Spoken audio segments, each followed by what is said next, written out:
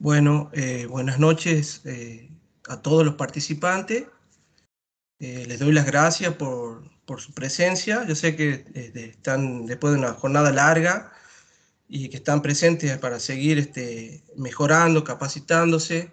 Les doy las gracias y les doy la bienvenida al módulo 2 del curso de capacitación dentro del marco de la red de urgencias cardiovasculares, ¿sí? Y bueno, en este caso, le damos la bienvenida a la doctora Viviana de la Vega, que es un honor para nosotros que su presencia, su participación.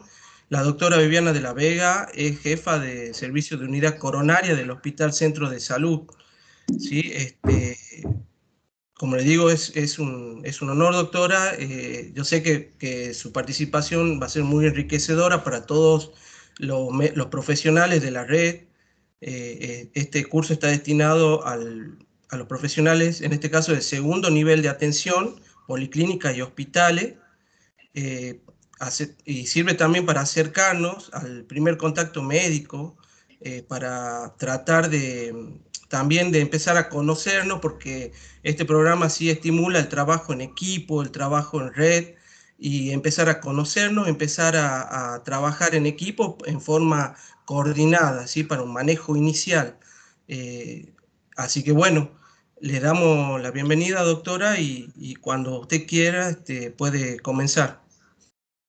Bueno, muchas gracias Eduardo y a todos los organizadores por haberme invitado a dar esta charla, un gusto.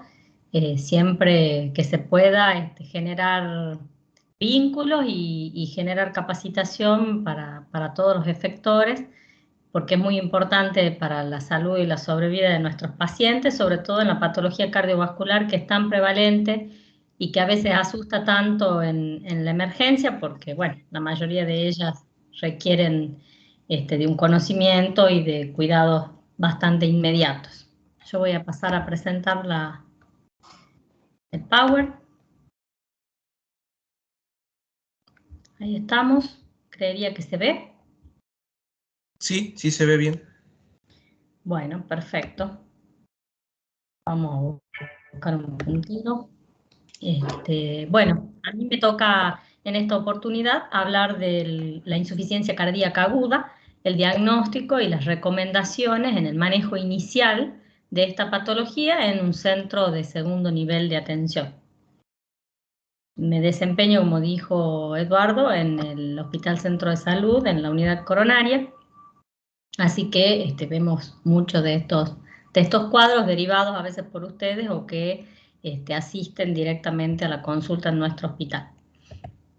Empecemos definiendo la insuficiencia cardíaca aguda, y esta se define como un cambio rápido, generalmente, aunque a veces también puede ser gradual, en los síntomas o signos de insuficiencia cardíaca, las cuales generan la necesidad de un tratamiento urgente. Por eso le llamamos insuficiencia cardíaca aguda.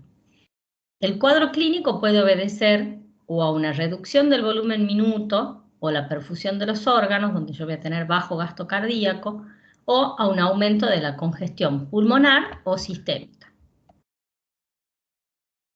Yo puedo no saber que el paciente tenía cardiopatía previa y entonces nosotros ahí hablamos de un cuadro de insuficiencia cardíaca de novo. O sea, es la primera vez que el paciente tiene disnea, tiene edemas, nunca antes había estado internado ni había consultado por esta enfermedad. O bien el paciente puede tener un empeoramiento de una insuficiencia cardíaca crónica preexistente y a eso le llamamos insuficiencia cardíaca descompensada, que en este momento en particular de la historia de la enfermedad de ese paciente es aguda. Hay bastantes diferencias entre estas dos cosas, porque muchas veces los cuadros clínicos son diferentes, ¿sí? Para que ustedes tengan una idea, es una de las principales causas de internación en mayores de 65 años. Hoy se habla de una epidemia de insuficiencia cardíaca provocada por muchos factores, uno de ellos el envejecimiento de la población, cada vez vivimos más, y también por los tratamientos buenos que hemos ido haciendo de distintas patologías, una de ellas, por ejemplo, el tratamiento del infarto, que hace que la gente no se muera de infarto, pero a posteriori desarrolle un cuadro clínico de insuficiencia cardíaca. El tema es que es una enfermedad asociada a alta mortalidad y a muchas rehospitalizaciones. De hecho, conllevan a un alto gasto en salud. La mortalidad intrahospitalaria varía entre un 4 y un 10%, y la mortalidad al año del alta puede llegar a ser hasta un 25 o 30%.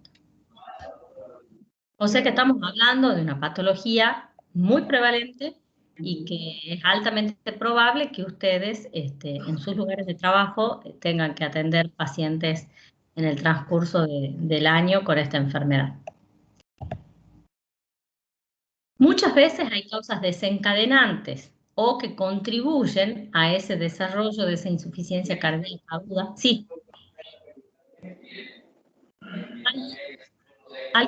Alguien tendría que apagar su micrófono. No sé quién es porque yo no veo.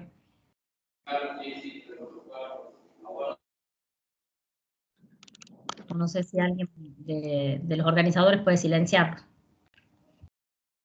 Bueno, como les decía, hay causas desencadenantes o que contribuyen a que el paciente tenga una descompensación o una insuficiencia cardíaca aguda. Muchas veces un síndrome coronario agudo puede desencadenar esta insuficiencia cardíaca aguda, una crisis o una emergencia hipertensiva, la presencia de arritmias o la presencia de una enfermedad valvular aguda o crónica. Muchas veces el tromboembolismo de pulmón también puede desencadenar esta falla cardíaca. Esto como causas cardiovasculares. Y también hay otras causas no cardíacas que pueden contribuir o desencadenar, como puede ser la anemia, la diabetes, la insuficiencia renal, que muchas veces es una combinación bastante compleja, y la presencia de infecciones. Entonces, cuando ustedes estén al frente de un paciente que se ha descompensado de su insuficiencia cardíaca, una de las cosas que habría que preguntarse es qué le está ocurriendo, si no está con un síndrome coronario agudo, si no está con una arritmia, si no tiene una neumonía asociada que le está generando la descompensación, que serían de las causas más frecuentes. Bueno, y llega este paciente y ¿cómo yo lo encaro inicialmente? Bueno, yo pienso que tiene una insuficiencia cardíaca aguda, esa insuficiencia cardíaca puede ser de novo o no.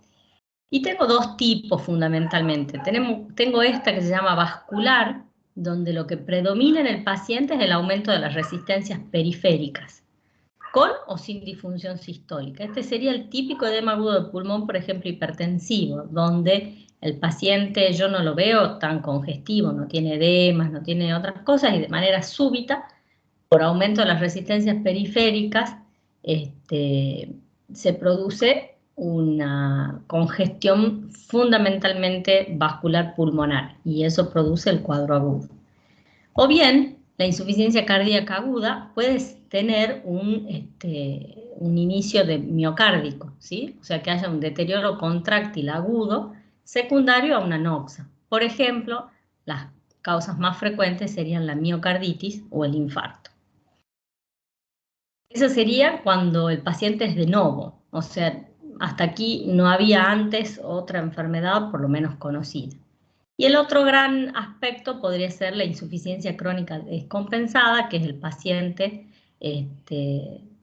que ya sabe que tiene insuficiencia cardíaca, que ya sabemos que tiene un deterioro, por ejemplo, de la fracción de eyección, que ya ha tenido internaciones reiteradas y viene en un cuadro de descompensación que generalmente es más solapado y ya viene más con sobrecarga de volumen.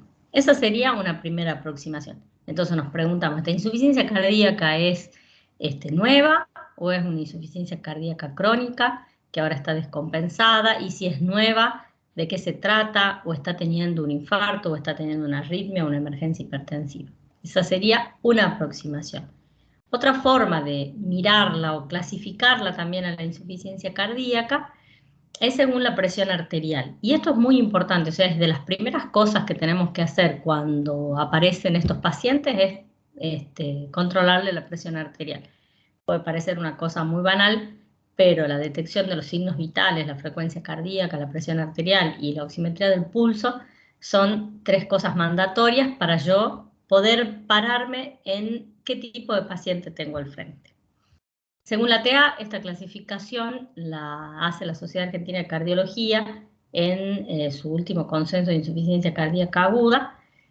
La clasifica en normotensiva si el paciente tiene entre 90 y 130 milímetros de mercurio. Ellos la consideran hipertensiva cuando el paciente tiene más de 130 milímetros de mercurio de TA sistólica, e hipotensiva cuando tiene menos de 90 milímetros de mercurio.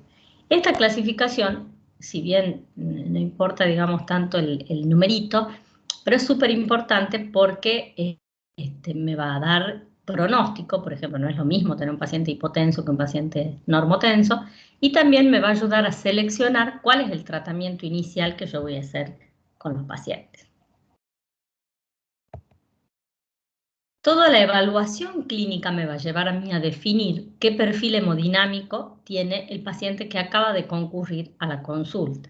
Yo me voy a fijar dos cosas: qué signos de congestión tiene el paciente en reposo y si tiene o no tiene signos de hipoperfusión o bajo volumen minuto.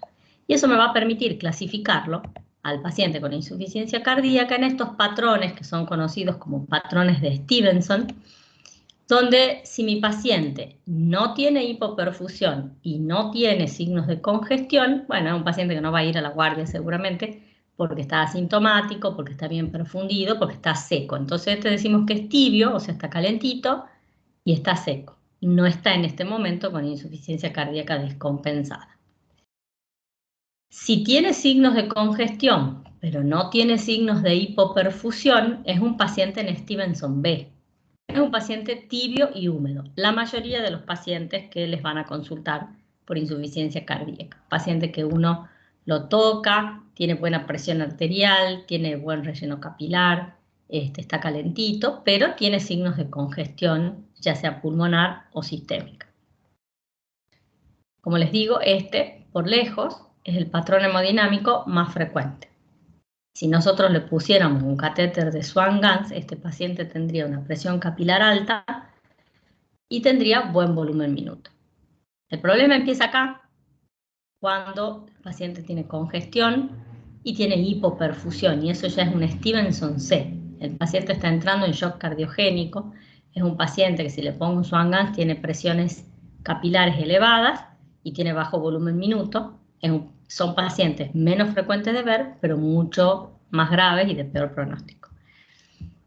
Y los peores son estos, que son los que están fríos y secos, porque en realidad es como que ya hablan de una disfunción ventricular muy severa y son bastante difíciles de manejar. Entonces este sería lo primero que a mí me gustaría que se acuerden de cómo puedo un poco clasificarlo yo al paciente con insuficiencia cardíaca, pues no todas las insuficiencias cardíacas son lo mismo. ¿Y qué es la evidencia de congestión? Bueno, si tiene una vía central, veré que tiene presión venosa central elevada, es un paciente que tiene ortopnea, que tiene edemas, que tiene hepatomegalia, tiene ascitis, tiene crepitantes. Los rales crepitantes son muy frecuentes en el paciente más agudo y es bastante raro a veces ocultarlo en pacientes crónicos, pacientes que tienen ya una insuficiencia cardíaca muy avanzada, muchas veces hacen más sobrecarga sistémica y derecha que rales crepitantes. Pueden tener tercer ruido, ritmo de galope, la ingurgitación yugular, que es súper importante de evaluar. Esto es un signo muy específico de insuficiencia cardíaca, y al igual que el reflujo hepatoyugular, la presión que yo hago a nivel del hígado y veo cómo sube la columna de la yugular, ¿sí? Entonces esto sería un paciente con congestión. Y un paciente con hipoperfusión sería un paciente hipotenso, con extremidades frías, azules, a veces con livideces, obnubilado, somnoliento. A veces no tienen todo esto, pero uno ya lo toca y el paciente tiene relleno capilar enlentecido, les ves livideces en la rodilla. Y ya cuando empiezo a detectar en los distintos métodos complementarios que hay insuficiencia renal, por ejemplo, aguda, o insuficiencia de otros órganos, como puede ser el hígado, que es un órgano que sufre bastante cuando hay mala perfusión periférica. Y entonces ya diré, este paciente tiene evidencia de hipoperfusión, es un paciente que está yocado y obviamente es un paciente que reviste otra gravedad. Bueno, y como les decía, hay distintos síndromes de insuficiencia cardíaca aguda. Ahora se ha generalizado esto de como, bueno, los síndromes coronarios agudos. Tenemos síndromes de insuficiencia cardíaca aguda. Estos son los establecidos por la Guía Europea de la Sociedad Europea de Cardiología. Y fíjense, el 61% de los pacientes que nosotros vamos a ver son pacientes con insuficiencia cardíaca crónica que se descompensan. ¿Por qué se descompensan? La mayoría porque dejan de tomar la medicación, porque no van a los controles médicos, porque no cumplen la dieta hiposódica, pero también por alguna crisis hipertensiva, alguna arritmia, etc. Después, en prevalencia, tenemos los síndromes coronarios agudos, que se complican con insuficiencia cardíaca aguda, como un infarto, por ejemplo, de cara anterior, que ya van a ver ustedes en otras charlas, este síndrome coronario agudo y la gravedad que implica que se presenten con insuficiencia cardíaca. El edema agudo del pulmón, en un 13%, que vamos a tener una mención especial, porque quizás es la más emergencia que ustedes pueden tratar. Y esta, por ejemplo, ha desaparecido en la nueva clasificación, la insuficiencia cardíaca hipertensiva, pues se confunde un poco con el edema agudo del pulmón, pero también podemos tener pacientes con insuficiencia cardíaca derecha aislada y pacientes con shock cardiogénico, que son, por suerte, de poca prevalencia, ¿sí? Entonces, tenemos acá el descompensado crónico, que es el más grandote. Tenemos la insuficiencia cardíaca vascular, de nuevo hipertensiva, el paciente con edema agudo de pulmón, el paciente con la enfermedad derecha, el shock cardiogénico y periféricamente estos cuadros, el síndrome coronario agudo o las insuficiencias cardíacas de alta volemia que son raras de ver. Bueno, o sea que básicamente lo que vamos a ver es esto, ¿sí? Eso es lo más frecuente con lo que ustedes se van a enfrentar en su práctica habitual.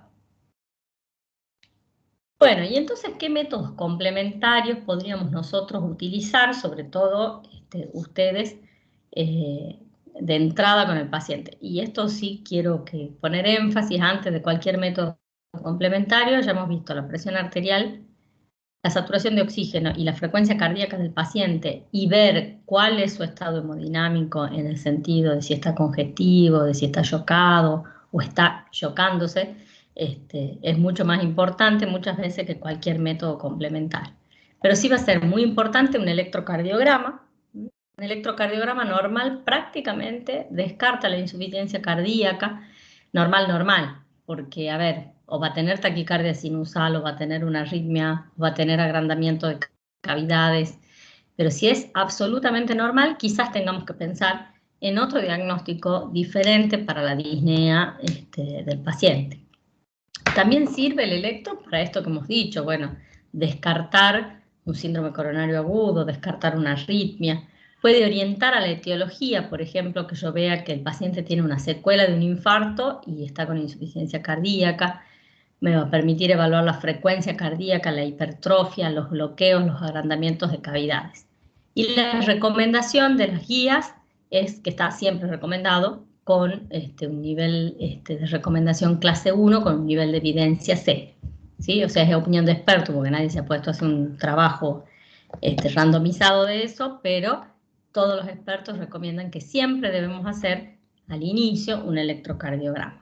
Yo les he traído acá algunos ejemplos simplemente para ilustrar. Por ejemplo, acá tengo una paciente, esta paciente ha entrado hace poquito en la unidad coronaria, que tiene QS de B1 a B5, con un infarto anterior ya evolucionado, con Q, y que ingresa con insuficiencia cardíaca. Esta paciente ingresó con un shock cardiogénico. O puedo tener este caso y tengo un síndrome coronario agudo con elevación del ST, que está con rales con disnea desaturando, bueno, pero en el contexto de un síndrome coronario agudo con supra, o un síndrome coronario agudo sin supra, pero que tiene infradesnivel muy generalizado en el electrocardiograma y que me habla de un compromiso bastante importante de la circulación coronaria.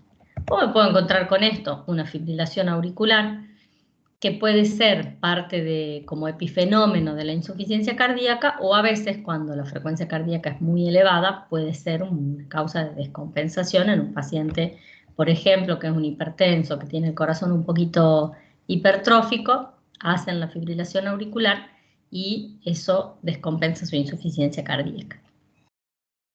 Bueno, entonces electrocardiograma siempre. ¿Cuándo? Y bueno, lo más rápido que lo tenga. Si tenemos, le hacemos en el ingreso porque nos va a dividir un poco las aguas de cuál podría ser la causa de esta insuficiencia cardíaca.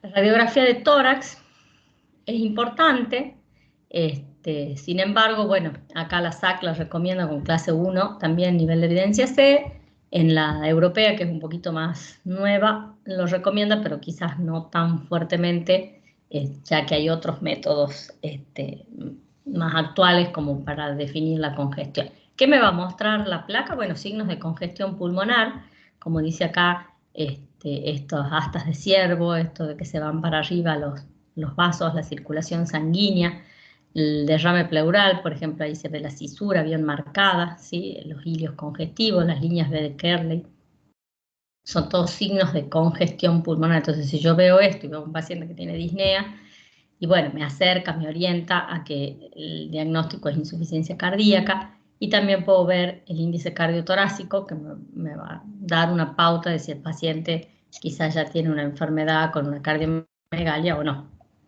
Sin embargo, que ustedes vean un corazón chiquito no descarta nada porque hay muchos pacientes que tienen insuficiencia cardíaca con corazón chico y fracción de eyección preservada. Respecto al laboratorio, ¿qué cosas deberíamos solicitarle siempre a los pacientes con insuficiencia cardíaca aguda? Y bueno, siempre un hemograma, plaquetas, urea y creatinina son fundamentales, sobre todo porque nos van a hablar de pronóstico, los electrolitos, sobre todo por el tratamiento que va a expoliar potasio, la glucemia. Y hay algunas cosas a considerar, el dímero D deberíamos pedirlo si la sospecha de un tromboembolismo de pulmón es importante, entonces lo podemos considerar. Troponina siempre, este cuadro es de la SAC, de la Sociedad de Cardiología de Argentina, que está quizás un poquito desde el 2016. La menciona la CPK les diría que prácticamente la estamos dejando de lado porque tenemos troponinas y la troponina nos va a descartar que el paciente, por ejemplo, no tenga un síndrome coronario agudo. Si mi paciente está mal, si desatura, si lo veo que está grave, gases en sangre arterial. Y también podríamos pedir, sobre todo en pacientes que estoy pensando que puedan tener una hipoperfusión importante, enzimas hepáticas, todo un perfil hepático. Y el BNP y el NT-proBNP, que ya voy a explicar un poquito de qué se trata, podríamos considerarlo. Estos son PEP, para los que no estén adaptados a esto, son péptidos natriuréticos que aumentan en los pacientes donde aumenta la presión a nivel de las aurículas. Entonces son marcadores biológicos, igual que la troponina, que es un marcador biológico, que nos ayuda en el diagnóstico de certeza de la insuficiencia cardíaca. Ya cuando veamos uno de los algoritmos, les voy a mostrar los niveles de corte. Si bien esta diapositiva, bueno, es medio plomo y está escrita en inglés, pido disculpas, pero las guías europeas son muy nuevitas y estaba difícil para traducir todo esto. Yo más o menos lo que les voy contando es lo que ya les dije, el electro.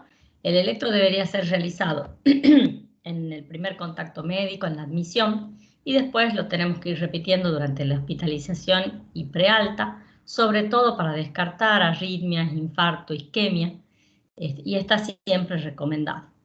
La radiografía de tórax, como ven, ellos ponen maybe consider, podría estar, lo podríamos considerar, pero no lo ponen con el mismo nivel de recomendación que el electrocardiograma.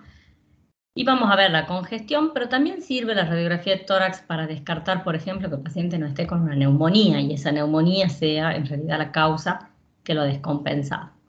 Hay algo que se está usando bastante, nosotros no tenemos disponibilidad, que es el ultrasonido, el ecocardiograma pulmonar. Lo que hace es ver y contar todas estas líneas B de Kerley que podemos tener en la placa y que a veces sí, a veces no, nos parece, a algunos nos parece que sí. Es un buen método para diagnosticar la congestión. Lo que hace es confirmar la insuficiencia cardíaca y también, bueno, podría ser considerado en el caso, por supuesto, de que uno lo tenga. Otro método complementario que muchas veces se hace en la emergencia, no sería nuestro caso, pero bueno, es el ecocardiograma, porque el ecocardiograma da muchísima información, me puede dar mucha información no solo de la fracción de eyección, sino de alguna disfunción cardíaca o de alguna causa mecánica aguda, por ejemplo, y tiene un gran valor en el diagnóstico de la insuficiencia cardíaca. Y lo ponen en un nivel de recomendación alto. Acá están los péptidos natriuréticos que están recomendados, la troponina, para excluir síndromes coronarios agudos también está recomendado. Ellos también recomiendan la creatinina y los electrolitos, sobre todo para pronóstico. Pero también obviamente a nosotros nos va dando una pauta de qué paciente tenemos adelante.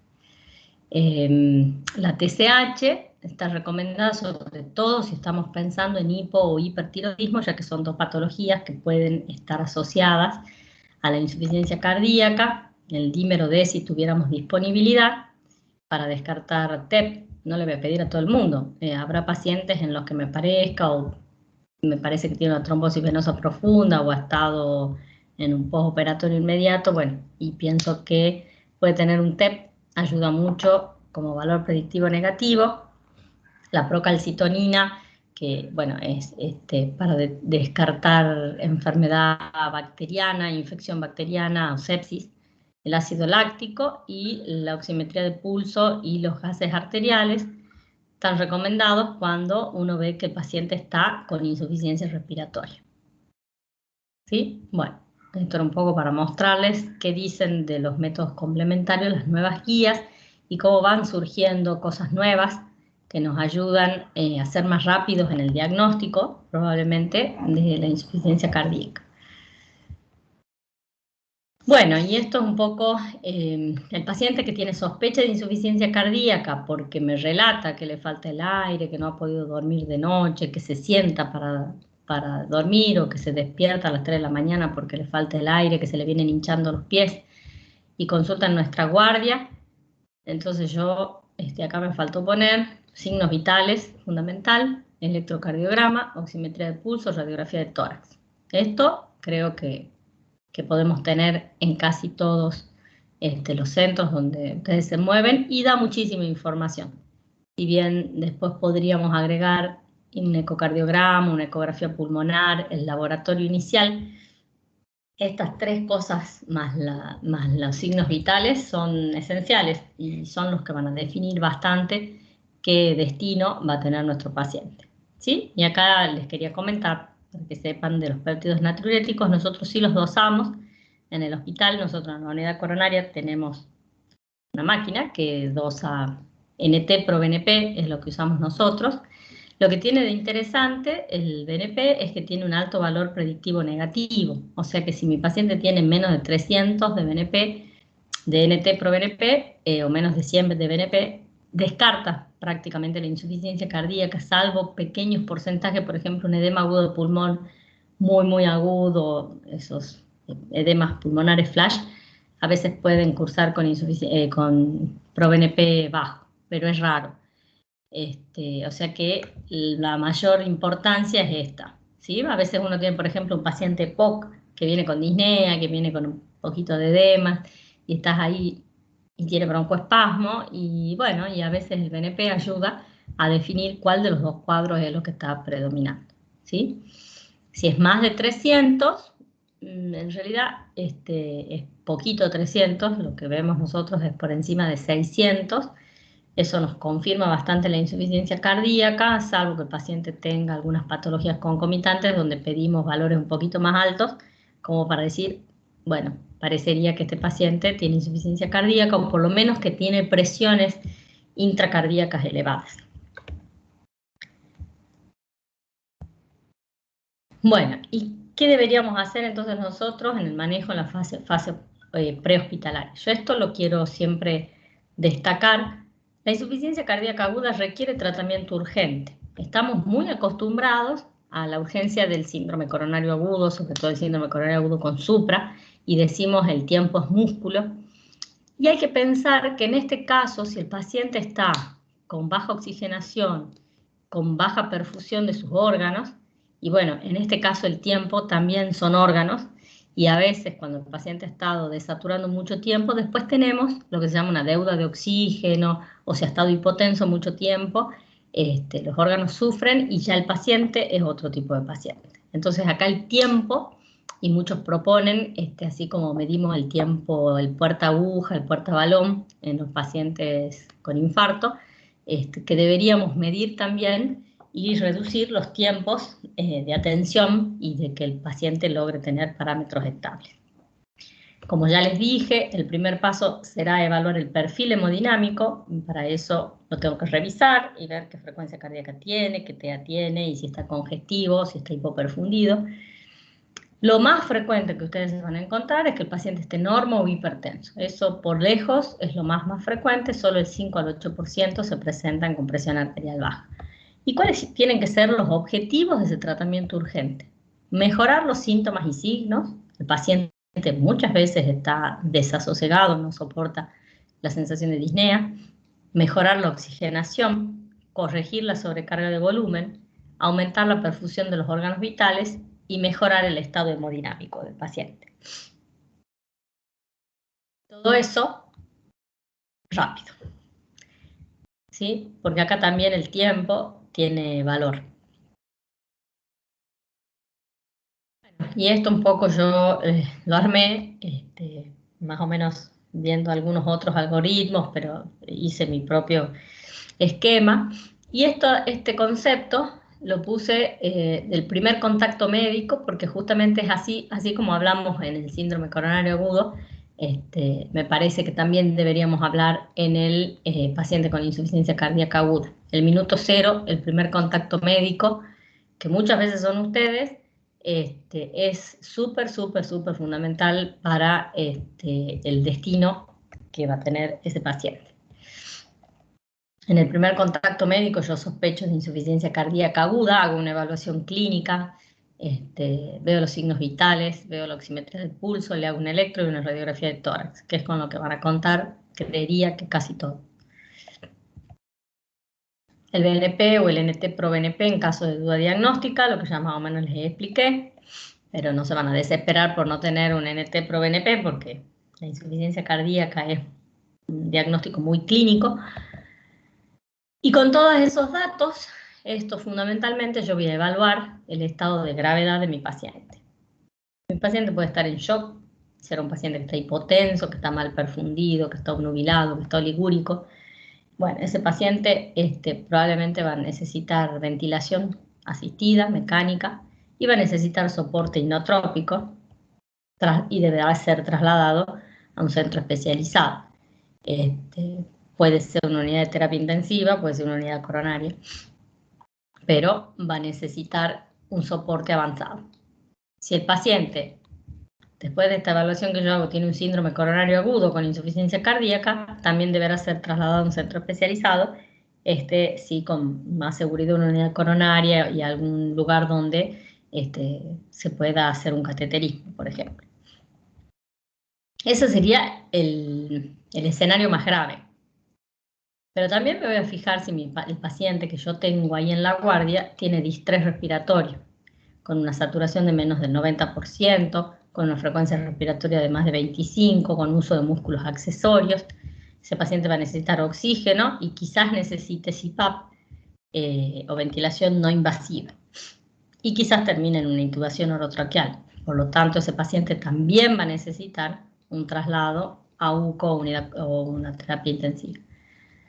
Y si no pasa nada de esto y es un paciente que está con insuficiencia cardíaca o está normo o hipertenso, muchos de ellos van a necesitar este tratamiento, que son vasodilatadores y diuréticos. Si es un paciente que está muy hipertenso y con muchos requerimientos de vasodilatadores, sí necesitará unidad coronaria, pero a veces son pacientes crónicos que tienen solo sobrecarga de volumen y que quizás puedan ser manejados de manera correcta en una unidad de complejidad intermedia. Todo esto, toda esta evaluación no debería demorar más de 30 minutos para llevarlo al paciente al centro médico apropiado. Así que, como verán, el tiempo pasa a ser una variable de interés también en la insuficiencia cardíaca. Bueno, esto lo pone en las fases en la Sociedad Europea y habla de una fase inmediata, que sería la que nos compete ahora, donde nos dice que deberíamos determinar la etiología, y más que la etiología, determinar si no hay una causa de descompensación. Tenemos que aliviar los síntomas, mejorar la congestión y la perfusión de los órganos, mejorar la oxigenación y limitar el daño de los órganos, prevenir el tromboembolismo.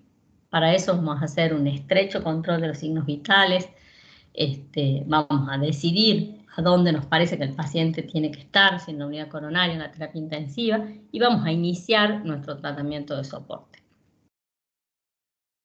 ¿Y de qué se trata ese tratamiento? Vamos a revisar un poquito lo que nos pone acá la nueva guía, y hablemos del oxígeno inicialmente.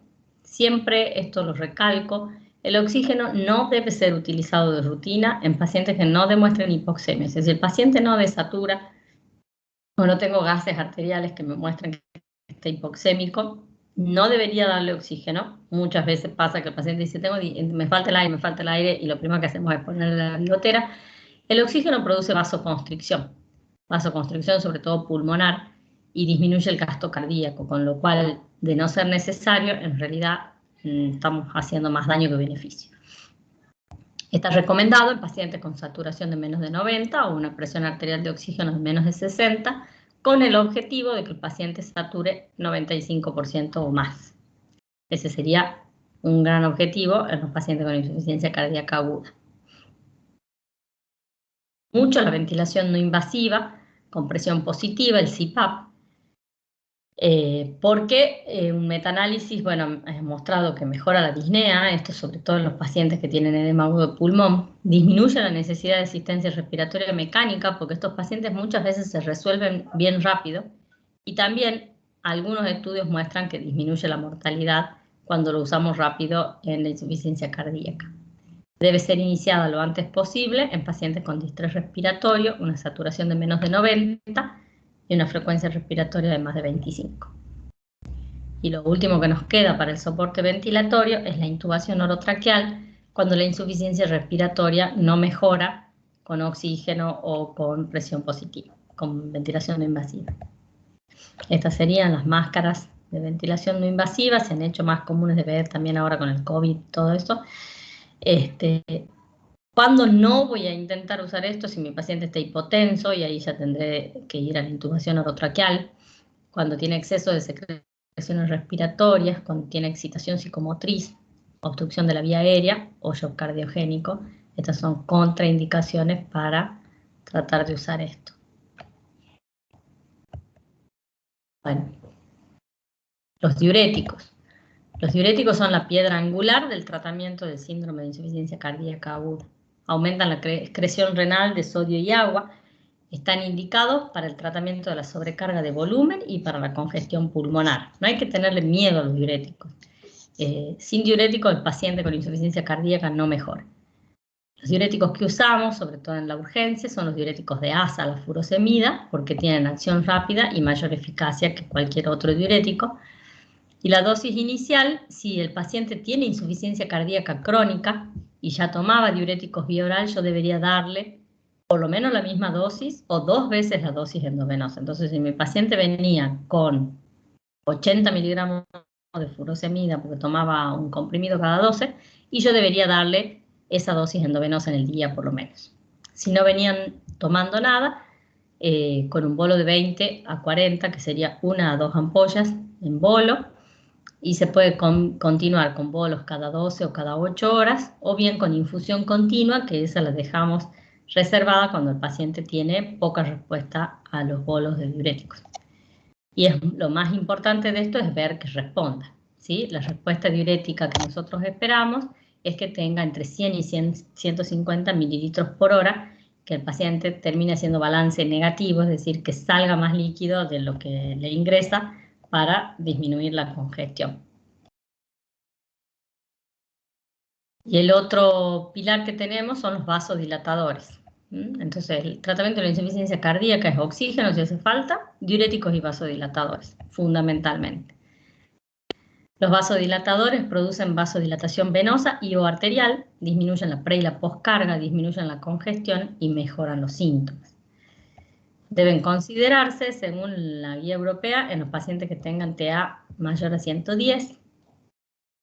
En la SAC, acuérdense que decía normotenso de 90 a 130. Bueno, la europea pone este valor de corte para iniciar tratamiento con vasodilatadores. Siempre se inician dosis bajas e ir titulando según respuesta. Una de las cosas que más utilizamos es la nitroglicerina, que es un vasodilatador fundamentalmente venoso.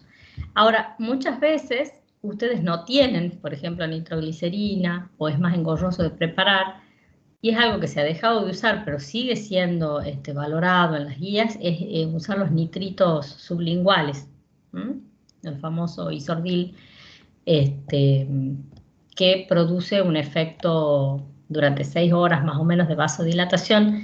Ahí lo que hay que tener cuidado es la hipotensión. El paciente no debería levantarse de la cama. Pero es un buen recurso si yo tengo un paciente que está hipertenso, que está con mucha sobrecarga de volumen, sobre todo con sobrecarga pulmonar, y no tengo la posibilidad de preparar nitroglicerina. El nitroprusiato de sodio es bastante más engorroso porque es un medicamento que hay que cubrir toda la vía. Es un vasodilatador arterial y venoso. Y el nesiritidi, que la verdad es que nosotros no utilizamos, que es justamente un péptido natriurético recombinante, que se ha estudiado mucho en la insuficiencia cardíaca, igual se le tenía mucha fe y en realidad no ha demostrado disminuir la mortalidad. Ninguno de estos, en realidad, ha demostrado disminuir la mortalidad, pero claramente son recursos que son muy importantes para sacarlo al paciente del cuadro agudo. Esto sobre todo para que les quede, no para verlo con tanto detenimiento, pero son las dosis de la nitroglicerina, que lo usamos mucho en el edema de pulmón o cuando el paciente tiene mucha congestión pulmonar. Fíjense cómo la Sociedad de Cardiología dice más de 90 y la Europea dice más de 110. Son dosis que tienen que ser manejadas con bomba, 10 a 20 gamas por minuto. Les da mucho dolor de cabeza a los pacientes, tengo que tener cuidado con la hipotensión y no puede ser usado más de 48 horas porque en general ya generan tolerancia. Acá lo que les decía, el dinitrato de isosorbide, cuando yo no puedo tener esto o quiero un efecto más rápido, le puedo dar 5 miligramos sublingual hasta 40 miligramos por día. Bueno, lo que tiene es que si yo ya le he dado algo sublingual a la NTG, yo la pago. Si se hipotensa acá, bueno, no le van a poder sacar el efecto, pero para mí es una muy buena opción cuando no se tiene quizás otras posibilidades. El nitroprusiato de sodio también requiere un ajuste y una titulación bien lenta y bien milimétrica. Nosotros lo usamos sobre todo en el edema agudo de pulmón hipertensivo, ese paciente que está muy, muy, muy hipertenso y no le podemos bajar la TA con nitroglicerina. Bueno, ahí usamos el nitroprusiato de sodio y el otro uso que le damos es para la disección de aorta. También puede producir hipotensión, lo que tiene de bueno el nitroprusiato, vos lo apagás y se acaba el efecto. Y puede haber intoxicación por tiocianatos, sobre todo en pacientes que tengan insuficiencia renal. Y el otro pilar, digamos, sería los inotrópicos, pero como ya les dije, es el menor porcentaje de casos donde vamos a necesitar ponerle inotrópicos. Cuando están indicados en cuadros de hipotensión arterial pronunciada, con hipoperfusión periférica, que esté combinada con congestión, pacientes que hacen deterioro renal justamente por esa hipoperfusión periférica, en pacientes refractarios al tratamiento, muchas veces puente a dispositivos de asistencia ventricular o trasplante. ¿Por qué tratamos de no usarlos? O usarlos realmente cuando el paciente lo necesite, porque pueden acelerar e incrementar mecanismos progresivos de daño miocárdico y promover la aparición de arritmias supraventriculares, ventriculares, que causan en definitiva un aumento de la morbimortalidad a corto y mediano plazo. ¿Sí? Todos los estudios que se han hecho con inotrópicos, todos han mostrado que aumentan la mortalidad, probablemente porque se está tratando de pacientes más graves, pero también tienen muchos mecanismos que no son los mejores para la insuficiencia cardíaca. Entonces, a veces un paciente está con 85 de sistólica y es un paciente crónico que ya sabemos que maneja esa presión arterial y bueno, no le ponemos inotrópico por 85 de sistólica. Sí tiene bajo volumen minuto, bajo gasto. ¿Cuáles serían inotrópicos? Inotrópicos los que más usamos, dobutamina y dopamina, que no requieren bolo y que se ajusta la infusión según gamas kilo minuto. También se pueden usar vasopresores, la noradrenalina. La noradrenalina no es un inotrópico, pero me ayuda, es un vasoconstrictor que me ayuda a subirle la presión. Y milrinona y levosimendan quedan en resorte muy de los especialistas ya en la unidad coronaria. Bueno, lo vamos a poner el zoom. Fíjense entonces, manejo de paciente con insuficiencia cardíaca descompensada, todos van a tener sobrecarga de volumen y congestión. La pregunta es si tienen o no tienen hipoperfusión. Si tienen hipoperfusión, van a ser diuréticos de ASA como clase 1 y consideraremos inotrópicos como clase 2B. Si mejora, todo bien. Si no mejora, tendré que considerar vasopresores como la noradrenalina, también de clase 2B. Y si eso persiste la hipoperfusión y el daño de órgano, bueno, acá obviamente ellos ponen las terapias mecánicas, como puede ser un balón de contrapulsación, el apoyo sistémico mecánico, la diálisis, o considerar los cuidados paliativos, ¿sí? Ahora, si mi paciente tiene congestión, pero no tiene hipoperfusión, o sea, el paciente está calentito, está normotenso, diuréticos de ASA, clase 1. Quizás acá le falta, dependiendo del caso, que tenga o no vasodilatadores. Si mejora, tratamos de optimizar el tratamiento médico. Si no mejora, vamos incrementando las dosis de diuréticos y a veces combinamos también diuréticos.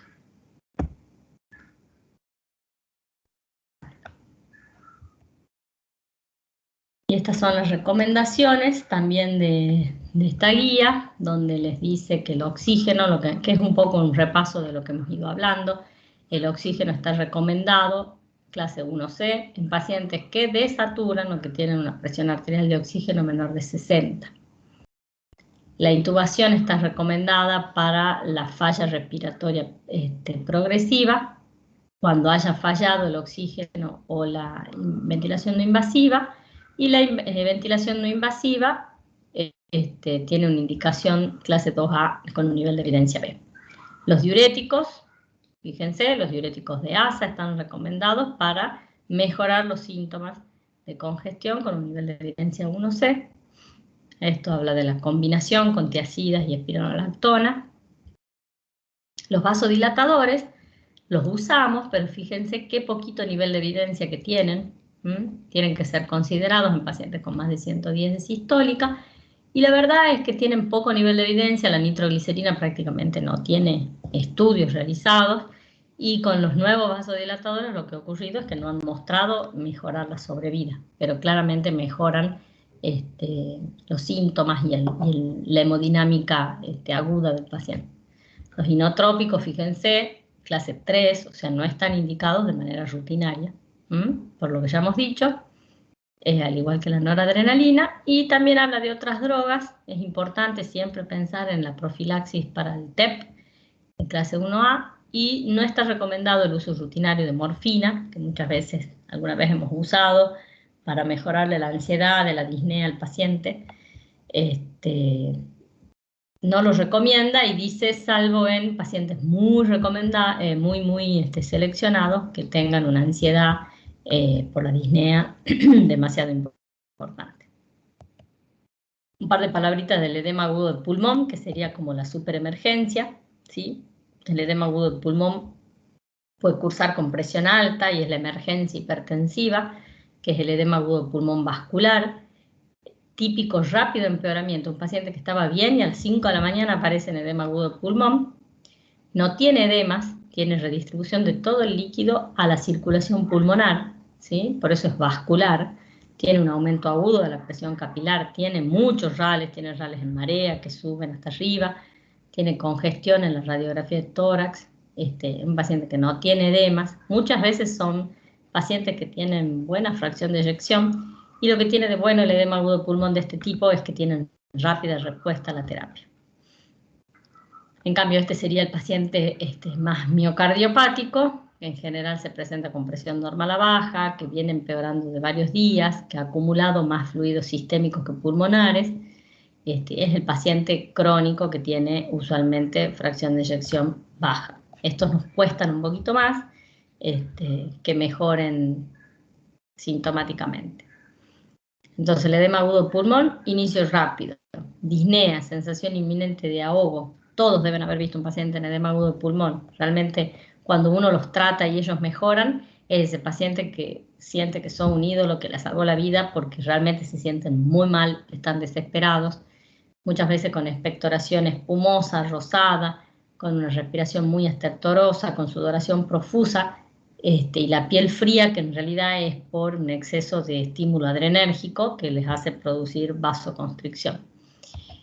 Es un paciente que está en ortopnea, no te permite que le bajes la cabecera de la cama, tiene mucha taquipnea, uso de músculos accesorios, tiene roncos, sibilancias, crepitantes, subcrepitantes, un bochinche a ocultarle el pulmón. Generalmente la presión arterial está elevada y desatura. Y el paciente con el que tenemos que correr. Hay algunos que se llaman edema pulmonar flash por la velocidad en la que se instala el paciente, que está perfecto y en poquísimos minutos está realmente muy mal. Sería la típica placa, un corazón relativamente chico, por ejemplo un paciente hipertenso que hace el edema pulmonar en alas de mariposa. Y bueno, acá está la... Ay, no puedo apretar la lupita. El manejo del edema pulmonar, el oxígeno en este caso es clase 1 o el soporte ventilatorio con BNI clase 2A. Si la presión sistólica es de más de 110, diuréticos de asa y vasodilatadores. Si no es más de 110 y el paciente tiene signos de hipoperfusión, tendrá que pensar en diuréticos de asa e inotrópicos o vasopresores.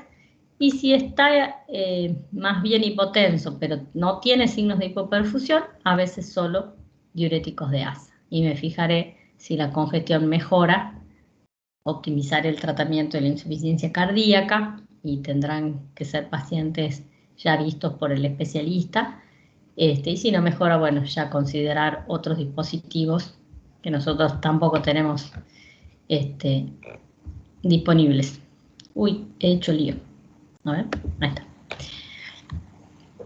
Bueno, y ya para terminar, las conclusiones son que la insuficiencia cardíaca es una patología de alta prevalencia y de alta mortalidad, que tiene diversas formas de presentación, que requiere de un tratamiento urgente para restaurar la oxigenación y la perfusión de los órganos vitales, y que se debe pensar que el tiempo de atención de los síndromes de insuficiencia cardíaca aguda es igual de importante que en los síndromes coronarios agudos. Muchas gracias por su atención y espero haber sido clara en mi exposición. Escucho sus preguntas o sus comentarios. Voy a dejar de compartir. Bueno, muchas gracias, Viviana. Excelente la presentación. La verdad que hiciste un pantallazo general de una patología bastante compleja. Compleja en su fisiopatología, en la forma tan variada la presentación clínica, como lo dijiste, por sus múltiples fenotipos, y es por eso que aclarar para los participantes que, bueno, también quería aclarar que nos centramos en la atención en las emergencias, en la insuficiencia cardíaca aguda, ¿sí? Que la insuficiencia cardíaca aguda, por ahí el 80% de la presentación inicial de la insuficiencia cardíaca se detecta en las guardias de emergencia, ¿sí? Y bueno, ahí es donde queremos nosotros tratar de afianzar estos conocimientos para afinar el interrogatorio, el examen físico, eh, ver con qué recursos podemos ayudarnos al diagnóstico. El diagnóstico, si es erróneo, es por la complejidad del cuadro, ¿sí?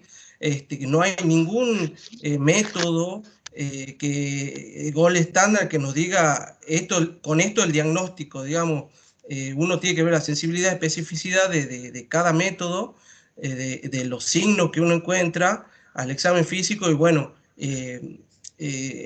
ahí se producen algunos errores en el diagnóstico y es por la complejidad. En la literatura nos informa que aproximadamente un tercio del total de pacientes que se presentan al inicio en la guardia de emergencia por sospecha de insuficiencia cardíaca aguda, en un tercio se cometen errores en el diagnóstico, ¿sí? Entonces, de allí surge esta necesidad y nos pasa eso a nosotros como sistema de salud, que notamos a través del programa de la red de infarto, notamos que hay errores que también coincide con la literatura. Nosotros estamos rondando el 40% de error en el diagnóstico de insuficiencia cardíaca y que el cardiólogo con los dispositivos celulares, con el celular, se ve muy limitado y no puede colaborar, contribuir al diagnóstico. Entonces, nosotros 100% cuando el médico de un centro de primer o segundo nivel de atención nos llama y nos dice que quiere derivar un paciente por insuficiencia cardíaca, directamente el cardiólogo le dice que se lo derive por guardia para que sea evaluado en la guardia de un hospital de alta complejidad. Entonces, y que cuando llega a la guardia del hospital se dan con que muchas veces no es insuficiencia cardíaca, sino que son otras patologías como ser infección respiratoria aguda, etcétera, ¿sí? Entonces, esa es la idea de esta capacitación, afianzar conocimiento y, bueno, de ahí sí me surge una pregunta. eh, Hemos visto, y bueno, esa diversidad clínica de la complejidad de fisiopatología hace que ustedes conocen muchas clasificaciones de insuficiencia cardíaca de la Sociedad de Nueva York, de insuficiencia de cardiología, del colegio, de la Sociedad Americana, ¿sí? De la Sociedad Europea. Hay muchas clasificaciones, pero que por ahí uno pensando en el primer contacto médico en la guardia de emergencia, por ahí no aplica. Y entonces la idea de esto es comenzar a alinear la conducta en el primer contacto, ¿sí? Yo creo que Viviana habló de una clasificación de la Sociedad Argentina de Cardiología que me parece la más apropiada para la guardia de emergencia, para el primer contacto, que es en base a un buen interrogatorio, el examen físico y al estado hemodinámico, tener en cuenta la tensión arterial, frecuencia cardíaca, la saturación de oxígeno, que sí nosotros podemos implementar porque sí contamos con esos recursos, o sea, tratando de pensar en los recursos que tenemos y adecuarnos a una estrategia local, ¿sí? Con los recursos que hay. Yo creo que esa, y bueno, el flujograma que también hiciste, también es muy interesante, ¿sí? A través de eso ver qué pacientes están graves y nos sirve para tomar conducta. Eh, del examen físico, nosotros vemos que los signos por ahí tienen baja sensibilidad, tienen más especificidad y bueno, con el nuevo programa armando nodos para videoconferencia, va a haber un cardiólogo, va a haber, la idea es que haya un laboratorio, que haya una radiografía de tórax, que haya un electro, y también con el cardiólogo que guíe en el examen físico, en el interrogatorio, y con eso recurso, mejorar el diagnóstico inicial. A eso apunta el programa, hacer un mejor diagnóstico, un mejor manejo y coordinar mejor las derivaciones al hospital de referencia. debido a que el tiempo que mencionaste que es importante para el mejor diagnóstico. Así bueno, no, nada más que pregunta es agradecerte por el pantallazo general y que nos sirve mucho y que bueno, esto va a ser el inicio para tratar de tomar lineamientos y procedimientos, protocolos en los centros derivadores. ¿Sí? Contamos según con los recursos que tenemos, ¿sí? Yo no sé si hay preguntas de los participantes. Hola, buenas noches. Yo soy el doctor Beltramino, quería hacer una pregunta. ¿Se escucha? Sí, perfecto. Bien, en un paciente que tenga una insuficiencia cardíaca que esté determinada con shock cardiogénico e hipoperfusión, ¿siempre dobutamina primero y noradrenalina en el caso de cuándo tomo la decisión de una o de la otra? El inotrópico que mejor perfil tiene para la insuficiencia cardíaca es la dobutamina, porque es inotrópico y porque produce disminución de las resistencias periféricas, que en la fisiopatología, digamos, fisiopatológicamente pensándolo, es el inotrópico ideal. El problema que tiene la dobutamina es que como justamente produce vasodilatación, a veces los hipotensa peor a los pacientes. Entonces, a veces no podemos empezar con dobutamina y empezamos con dopa o con nora. Ahora la dopamina ha caído en desgracia y se habla de que todos los shocks les van mejor, inclusive el shock cardiogénico le va mejor con vasopresores como la noradrenalina. No es lo que dice en este caso la guía europea, los da como equivalentes, pero muchas veces lo que hacemos es dar dopa o nora para aumentarle la presión, para mejorar la perfusión de los órganos y en cuanto podemos ponerle dobuta, sobre todo para la vasodilatación pulmonar. Pero sí, a veces es difícil ponerles dobuta por la hipotensión. Perfecto. Y la segunda y última, ¿tendría alguna contraindicación con respecto al efecto arritmógeno que tiene la dobutamina? Todos los inotrópicos, el gran problema que tienen es que pueden producir arritmia, los pacientes se ponen taquicárdicos y es por eso bueno, en este caso, jugado por jugado, el paciente está en shock, están muy mal perfundidos sus órganos y lo usamos, pero es sabido que lo tenemos que retirar lo antes posible o darlo lo menos posible, por las arritmias y porque aumenta la mortalidad. O sea, hacemos Bien. todo lo contrario, cuando damos inotrópico hacemos todo lo contrario a lo que hacemos en la insuficiencia cardíaca, después crónica, que es darle beta bloqueante, porque sabemos que todo el tono adrenérgico es más grave. Pero bueno, en este caso lo que estamos tratando de hacer es salvarle la vida al paciente y eso lo justifica. Pero sí, no nos gustan mucho los inotrópicos cuando no son muy necesarios. Y la última, esa sería la última. Una vez estuve en una conferencia en la cual escuché que por ahí la utilización de combinación noradrenalina-dobutamina reducía la dosificación y el efecto colateral de cada uno. ¿Esto sería lógico? ¿Combinarlos, por ejemplo, noradrenalina y dobutamina? Sí, a mí personalmente, por la fisiopatología, nunca me pareció muy lógico, porque la noradrenalina produce mucha vasoconstricción. Pero sí lo que se ha visto es que mejora la atención del shock, más la noradrenalina que la dopamina. Nosotros hemos estado muy acostumbrados a combinar dopa y dobuta, y estaría mejor, parecería por estos pequeños estudios, usar nora y dobuta. Siempre digamos, con estudios chiquitos, sin grandes, sin grandes evidencias. Así que eso es un poco a veces la práctica y ver, hay pacientes, nosotros por ahí en la unidad coronaria decimos, le gusta más la dopa que la nora, o le gusta más la nora que la dopa, porque la verdad, hoy justamente me pasó con un paciente que estábamos con dosis crecientes de nora, digo, le pongamos un poquito de dopa porque, bueno, tiene la FEI medio baja y la verdad es que la dopamina nos resultó más agradable a la hemodinámica de ese momento, ¿no? Así que muchas veces lo que hacemos es ir probando. Pero sí, nora para aumentarle la presión y dobuta para el efecto inotrópico suele ser una combinación. Listo, muchas gracias.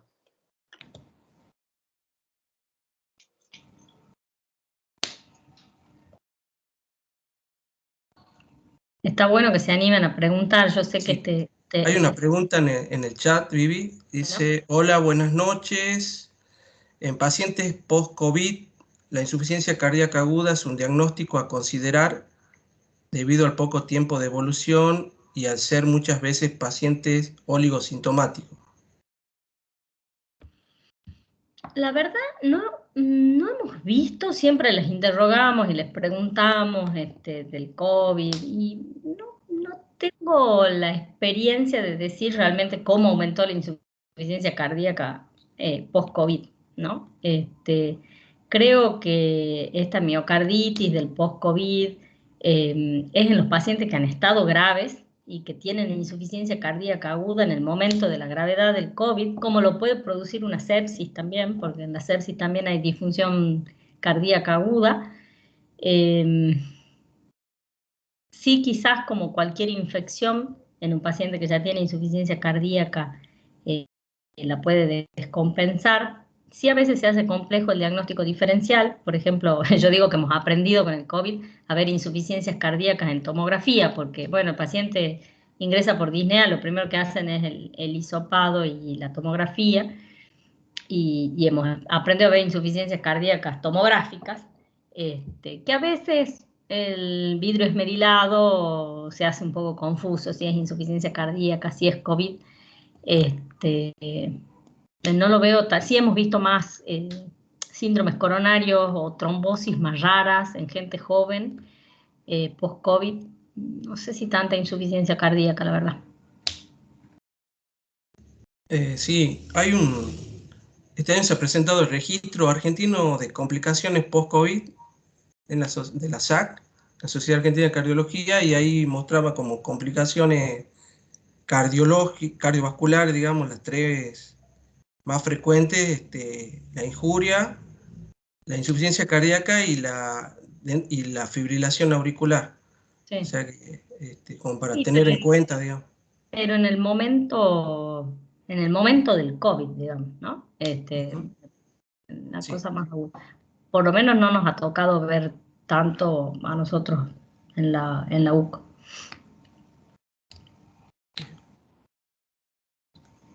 ¿Alguna otra pregunta de los participantes?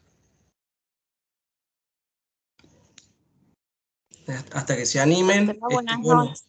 ahí está, ¿sí? Doctora, como factor de riesgo, ¿la obesidad la cuenta? No como desencadenante, yo lo que puse son factores que puedan precipitar la insuficiencia cardíaca. En la insuficiencia cardíaca hay una paradoja con la obesidad, debe ser en la única enfermedad cardiovascular donde a los gorditos les va mejor. Pero es paradójico, ¿no? Pero está bien establecido. Probablemente porque cuando vemos pacientes con insuficiencia cardíaca crónica que están ya más demasiados, caquéticos, son pacientes más graves, pero existe la paradoja de la obesidad en la insuficiencia cardíaca, donde parece que es mejor ser gordito cuando tenés insuficiencia cardíaca que no. La obesidad igual te predispone a un montón de cosas, que están muy relacionadas con la insuficiencia cardíaca, como puede ser la fibrilación auricular, como puede ser la apnea del sueño, que te predispone a insuficiencia cardíaca derecha. Así que, bueno, te predispone, digamos, a enfermedades cardiovasculares que pueden terminar en insuficiencia cardíaca. Esa sería la respuesta. Ah, bien, muchas gracias.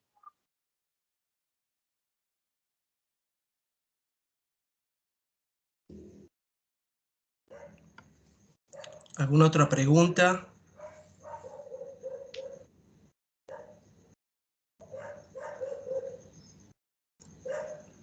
Bueno, hasta que se animen, tengo una pregunta más práctica, digamos, yo siempre tratando de llevar a la práctica todo lo que dicen las recomendaciones, ¿sí? Enfocándonos en los recursos que uno tiene en un centro derivador. Mi pregunta es si sabemos que hay mucho la alteración en la glucemia, la alteración en la creatinina, alteraciones del hemograma, la refractariedad al tratamiento de los pacientes con insuficiencia cardíaca, la insuficiencia cardíaca de novo, que por ahí muchos se asocian a síndrome coronario agudo, en el contexto de síndrome coronario agudo. Sabemos que todo eso marca un mayor riesgo, un peor pronóstico, y es como que está claro que todos esos casos, cuando uno sospecha de insuficiencia cardíaca, hay que derivar a un centro de mayor complejidad. Mi pregunta es si considera que pueda haber algún grupo, aunque sea mínimo, sí selecto, que uno considere que podemos contenerlo en el primer contacto médico, o considera que todo el 100% de la insuficiencia cardíaca que uno detecta en un centro derivador hay que derivar a un hospital de referencia. No creo que todos haya que derivarlos. En el algoritmo este que armé hay un grupo que podrían ser tratados en un centro de menos complejidad. Por ejemplo, qué sé yo, hay pacientes que son crónicos, que ya vienen medicados y que a veces lo que necesitan, que vienen porque tienen un poco más de disnea o porque se les hincha un poco los pies y ya han aprendido que han aumentado de peso 2 o 3 kilos y podrían ser tratados si hubiera un buen diagnóstico y más finito, porque a veces estos pacientes necesitan como ya un ojo de ver la congestión, a veces con un día de diuréticos endovenosos, o con un ajuste de la medicación, o muchas veces nosotros en la guardia hacemos un diurético endovenoso, un bolito 20-40 miligramos endovenoso y lo mandamos a la casa con el tratamiento ajustado.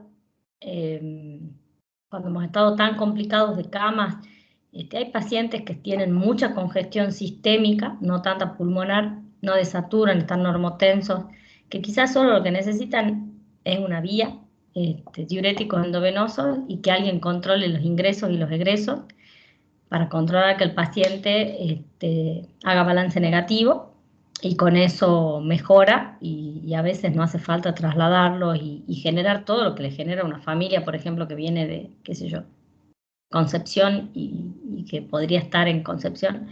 Quizá no es el mejor ejemplo porque ahí hay terapia intensiva, pero bueno, que están lejos y uno tiene que movilizar a toda la familia para que estén acá en la capital. Sí, yo creo que sí se podría. Quizás después va a requerir ya un diagnóstico, si es que no tiene un ecocardiograma, si es que no lo ha visto nunca alguien especialista, pero inicialmente me parece que no todos los pacientes. Obviamente el edema agudo de pulmón sí, pero el edema agudo de pulmón en ese lugar le pueden salvar la vida y ya derivárnoslo a nosotros en mucho mejor estado, ¿no? Porque el paciente con edema agudo de pulmón a veces con el oxígeno, bajarle la presión y hacerle un poco de diuréticos, la verdad es que mejoran rápido. Uno ve a veces que mejoran en 30, 40 minutos, una hora, y el paciente ya es otra persona. Así que ese tratamiento inicial me parece el más importante. Digamos, después nos llegará a nosotros y nosotros ajustaremos cositas, pero que el paciente no nos llegue intubado o que no llegue para ser intubado ya es una gran cosa, porque la asistencia respiratoria mecánica ya transforma al paciente en un paciente mucho más grave de aquel que no ha llegado a esa situación. Así que también, más allá del criterio no de derivar o no derivar, me parece que es lo que vamos haciendo mientras lo derivamos, que es súper importante. Gracias, Vivi. ¿Otra pregunta? ¿Alguna pregunta? No veo nada en el chat. Así. Están No sé todos si hay con hambre, alguna. quieren ir a cenar, Eduardo. Bueno, si ya vamos cerrando. Yo creo que vamos cerrando. Si no hay ninguna otra pregunta, ya vamos cerrando la jornada de hoy, agradeciendo nuevamente a la valiosa participación de la doctora Viviana de la Vega y de todos los profesionales presentes, ¿sí?, que nos acompañaron. Y bueno, recordarles que este curso continúa, ¿sí? Lo esperamos el próximo martes con el módulo 3. Así que bueno, muchas gracias por todo. Bueno, muchas gracias por la invitación.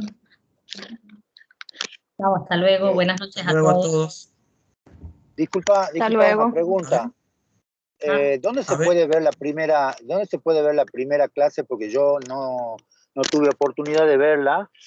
¿Y dónde sería en el mismo link o dónde la busco a la primera charla, porque veo que ha sido una charla grabada, así que si se la puede ver sería conveniente porque es importante.